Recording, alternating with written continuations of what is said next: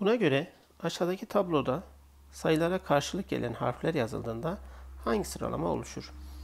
1'e karşılık hangi harf gelmiş bakalım. En büyük rakamın bulunduğu bölüğün baş harfi. En büyük rakamımız 9. Binler bölüğünde bulunuyor. O zaman buna B harfi gelecek. 2'ye bakalım.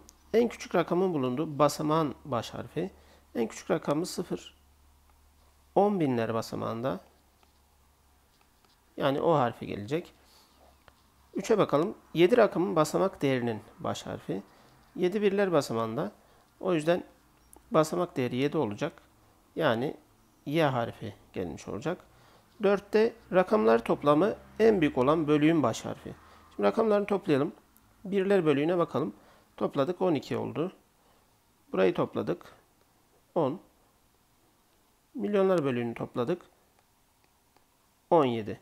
Demek bizden istenen harf M harfi oldu. Bakalım hangisinde doğru verilmiş. A şıkkına bakalım. 1'e karşılık B gelmiş. Evet. 2'ye karşılık O gelmiş. Doğru. 3'e karşılık Y gelmiş. 4'e karşılık M gelmiş. Doğru cevabımız A seçeneği oldu.